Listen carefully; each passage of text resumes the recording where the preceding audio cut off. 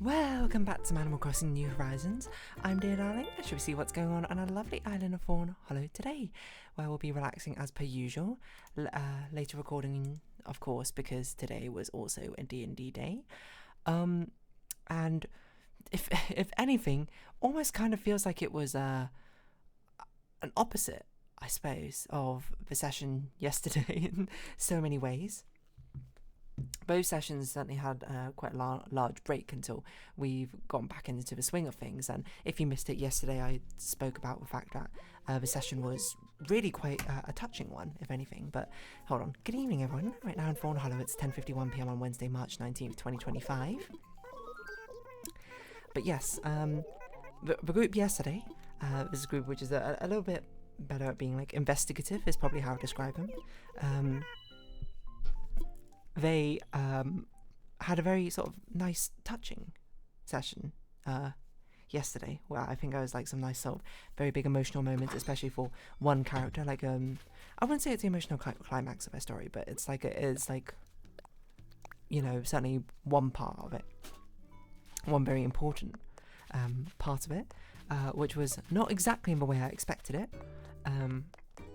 The long and short is basically it was like a reunion between the character and a mother after a few years, like two years or so, and I'm not leaving always on the best of terms. It was probably the biggest surprise I think in that session was they didn't tackle it in the character. Both the player and the character didn't tackle it in the way I expected. I thought she would be a lot more hidden and not reveal who she was essentially to her mother, but no, eventually did, and it was like very heartfelt. It was just a very emotional, moving moment. They made her promises. They sort of learned about what's happened in the meanwhile, and it was super sweet. And then the other two characters, of course, they have this sort of like reconciliation where they have this sort of wondering basically like how is everything involved. Like one of the characters having a reflection on his family and like what secrets they may be hiding, and another learning, I suppose, maybe not learning necessarily, but having a sympathizable moment, I suppose, where they both have very interesting family lives. So really it was quite a good sort of character progression story, if anything, and ended off with like quite a funny moment, which is sort of led into the next part of the investigation as it sort of restarts the re-kicks into trying to figure out exactly what's going on with the mystery. This session was, I honestly thought was kind of a similar sort of thing, where I knew what they wanted to do is they wanted to have like investigation basically into who they believe to be an antagonistic force in their campaign. That was the general concept of what was going on. And this group doesn't really plan much. Spontaneity is sort of the name of the game, which has led to quite a few very amusing moments, I would say here and there. The fabled sewer monster terrorizing a town, and things similar to that. But this time, you know, I was thinking, because they're basically dealing with the most powerful force that they've met yet. This is basically someone, an organization, a business who have like a sort of monopoly over a lot of different things in one of the kingdoms, and they're trying to investigate further. And not only that, this is the same organization which they accidentally told directly to their face, oh yeah, we're like investigating them because we think they're doing suspicious things. They told him literally to the CEO of the entire business,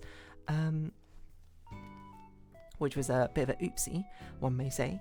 And then this was just sort of like it could have been very dangerous. In fact, it was so dangerous that I was considering at the start of a session to speak like literally out character, meta-wise, and be like, hey, this is me speaking, not as a narrative DM, but literally as the DM in a meta sense running the session. This has potential to be a very dangerous session for you. You are obviously in enemy territory, let's say, with an enemy who knows basically your entire motivations and your movements, and has seen a lot of what you are capable of doing, knows your allies, and you are exploring in an area which you don't know. You're not even entirely sure what you could be looking for at the moment. you're not entirely sure what you might find, and you are severely outnumbered. And the idea is they want to sort of like stealth around and investigate is how I thought they were going to do things. And so I was like, maybe I should say like a meta message at the start, like say all that and be like, things could go incredibly wrong. Depending on the choices you make here, there is a very real chance that one of your characters will find themselves in a game over scenario, or possibly the entire party if things really go south. So basically just sort of the meta warning that you have to be careful. You cannot take this lightly. There's a real chance your character could die, or the entire party could die, or similar, depending on what exactly you do. Now, I didn't say that, like, I didn't basically sort of sit them down and say that, because I think they basically understood, they knew. So basically, just in a recap, I just sort of emphasised the fact that, oh yes, they're in a very sort of precarious and dangerous situation, and really what the decisions they make now will really foretell what will happen. I will say though, as an overall summary of a session, is this is probably the hardest and not quite the fastest, but the hardest a session has been derailed. This is a session I actually did a decent amount of planning for, because obviously investigation ones, you kind of had to, some things you can improvise very easily. It's easy to improvise conversations. It's easy to improvise how a character might react or behave in certain, like, personality wise. It's a lot harder to improvise like evidence and information and things that they want to gather, clues essentially, for the ongoing mystery. So this, I literally planned out quite a lot. I don't know if it's the most I've ever planned for a session, but it's definitely up there because it's sort of accrued over time, because this is something that they've been talking about doing for a while. So it ended up being 2 like pages. And I'm not sure how many lines it is, but there's been quite a few lines in my session planning of things that they could find and things which they would have. So it ranges from things which were just sort of like very surface level details to things which could be more interesting details or raise more questions. That I don't think is a spoiler. I think obviously they kind of expected things like that, and things which would give interesting insights into ideas or perspectives. But literally, I did not use any of it because it got derailed so fast into the session. But basically they're in this area, and there's a lot of automaton workers here. Again, it's a big business. A lot of their business workforce are automatons, which are, if you don't know, they're kind of like fantasy robots, essentially. So the general idea was like, how can we separate out these robots? How can we distract them? How can we sort of allow ourselves to sneak around the place? And the idea that I thought they were going to do is they have basically the capability to sort of hold and disable a few of the automatons at once, or they have ability to kind of emanate a pulse, but like an EMP sort of thing, but the EMP would really only be for a few seconds. It would not be something which they could sustain. That really is just sort of like a flashbang, get me out situation. So obviously not something that they can use on to really properly sneak out. So that's what like I imagined they would do, and probably what they intended to do. But can I just say, and to be fair, there are 4 players in this group, and it was basically derailed just by one person. Not to give, to be fair to the other 3, they didn't really get the chance to derail anything, because literally they were trying to sort of like split things up. They were trying to like whittle down the numbers of that sort of thing. So 2 of them basically left with the main NPC in the area to leave the other 2 alone with some amount, I think it was 6 automatons.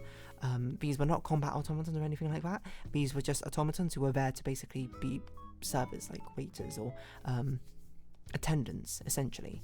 That was their function. And yeah, so those 2 like left with the main NPC, who would have, you know, probably been more of an active eyes and ears, and the automatons were just sort of there chilling, really, if anything. And I don't know how else to really summarize what ended up happening, except for one of the players was kind of like told, the idea was like, oh, you need to make that bathroom unusable so we can have an excuse to go use a hallway bathroom, where they'll probably be only accompanied by 1 automaton. They can disable that automaton and then they can like sneak out. That's what I thought they would do, and I was like, it seems like, okay, that seems like a reasonable thing they need to do. They need to get a reason to not use the bathroom which is in here already. It's sort of a recurring thing which has happened throughout their campaign every time they've been to this area. And so the player goes in, immediately, for whatever reason, starts destroying all the taps very loudly and aggressively. But thanks to some sort of nice distractions, and I think it was actually a natural one perception roll, but, to give a peek behind the curtain from the person there, they get away with it. And then they get the idea to sort of light a fire and like drop it down the toilet, because the way the toilets work is basically they get magic away somewhere and light the methane on fire. Kind of. They didn't. That's basically what it boils down to. They did it. It caused a huge like flare up, like a which like burnt basically the ceiling and the entire stall. The player got out unscathed, fortunately. Probably, actually, now I think about it, they should have taken some damage to it, because I don't think they have evasion, but that's something I actually missed in the moment, because obviously I was improvising, because this is not what I expected them to do. But I was like, okay, I see, they're trying to basically distract and destroy the bathroom in some sense. What I thought they would do is I thought they would flood the bathroom, or something like that, or or they would end up breaking something and then having to get some automatons to come in and look at it, or requesting the automatons to do things and sort of clear out the room. That's what I expected to happen. What ended up happening is, for whatever reason, the player sort of sets up like a booby trap to drop a torch in after a delayed time. Why? I don't know.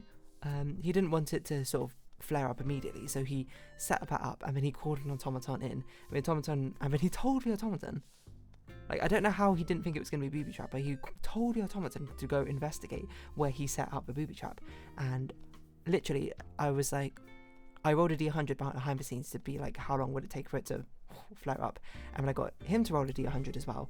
And I was basically going to be like, how close they are together is how soon the automaton gets to checking when it flares up. I rolled a 47, he rolled a 48. And I was like, okay, he's basically going to take the full brunt of the flames. And it basically doesn't completely destroy the automaton, but it does take it out of action.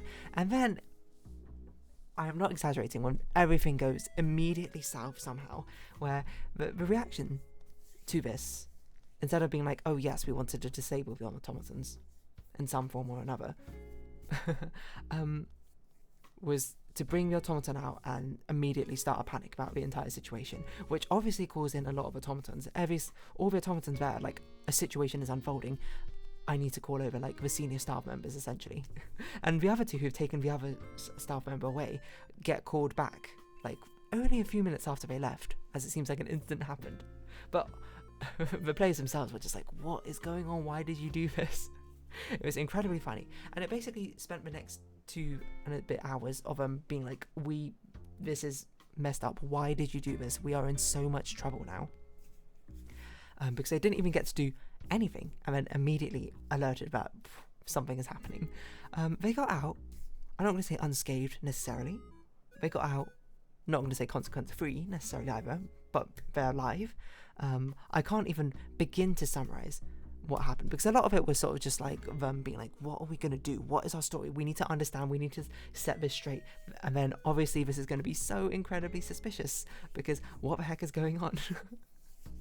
And then the idea they basically come up with is like, they know that this character is incredibly chaotic and very strange and can be childish sometimes. So we're just going to be like, he like was throwing a tantrum or something, accidentally broke things, and we were like, oh, we're trying to play it off because we didn't want to have to like pay for it. Thankfully, the people here are the business is much more diplomatic. They're not the type of people to be like, you transgressed me, you're going to die. Because if they were, that party might be dead. So they I'm not going to say everything, because I'm not going to reveal, obviously, everything behind the scenes. But obviously, I mean, the players know that, man, they are in trouble.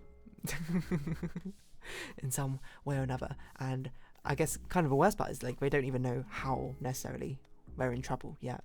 Because, I mean, they're playing with business people who are very skilled negotiators. They're not going to give away their entire hand. And they're obviously, that party is not in a position of power right now, which is not something you want to have happen when it comes to any sort of negotiations or deals. So yeah, they have to kind of lay low for a moment because they might have a bit of a watchful eye over them, as they might have raised up a lot of alarms to them. It's just insane, like the juxtaposition of going from such a like a lore-based, character-focused, really heartfelt moment, and even the session before that for that campaign, they planned out what they were going to do. They had this idea. A little bit of it was improvised, mainly the sort of names and the personas taken up, but they're like, this is what we're going to do, this is how we're going to play it out, we're going to slowly earn the trust, we're going to slowly uncover things, we're going to, you know, put the negotiations, the opposite party on the back foot, as we'd be like, oh yes, we've heard about these sort of things, etc, etc. And it was just very, very well done, and to be fair, they had some pretty good roles as well, to be able to get exactly what they wanted, and seemingly not much consequence from it, because it's something they've built up slowly through accruing information over multiple sessions, to this one being like, oh yeah, it's got that same sort of level of accruing, the same sort of level of mystery rising, and then immediately it just goes when it comes to go time. I cannot express enough how derailed this session got from what I expected. This is probably the largest departure from this is what I think is going to happen with this session and what actually happened. It's insanity. How did this happen? I don't know. Genuinely crazy. I do kind of love it as well, of course, though, because it's very, very fun, I think. It's kind of what D&D is for, to have this sort of silliness, I think, inherently behind it. And it does fit this group's campaign a lot better. If it happened in the other campaign, I'd be like, how, this is really strange, but it feels kind of on par with this campaign. A lot of funny moments as well, but like, yeah, all these like characters and places which I thought they might end up going to and things they might learn, just all that information, well, sorry, you're gonna have to find out another way to solve it now, because you well, one of you certainly did not go about it in the best way, and maybe the chances have been blown, I suppose, because, you know, there are consequences for actions. That's what I find is just so ridiculous. And I know I would usually talk about holiday at this location in this episode, but like, there's no way I couldn't talk about today's session after it. Yesterday's session was so heartwarming. I felt like I spoke about it, but it was also like, any more I say will be spoilers for what could be potentially upcoming. This was just like a train wreck. There's nothing else, no other way I can describe it except it was an absolute train wreck.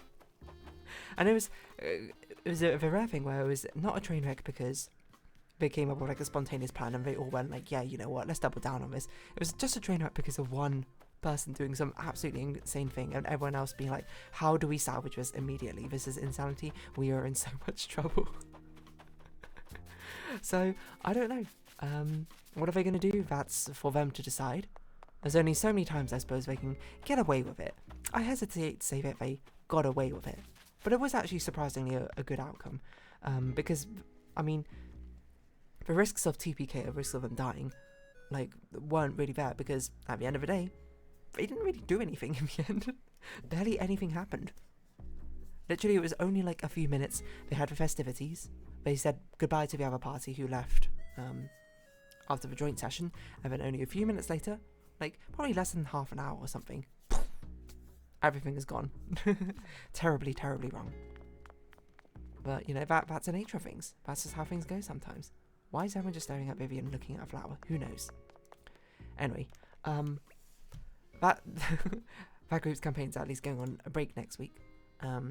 So in 2 weeks' time, we're gonna have to see what happens. I genuinely do not know.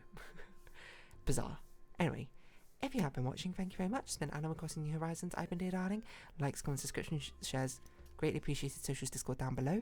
Hope we can see each other again. But for now, it's our farewell. So until next time. Bye bye for now.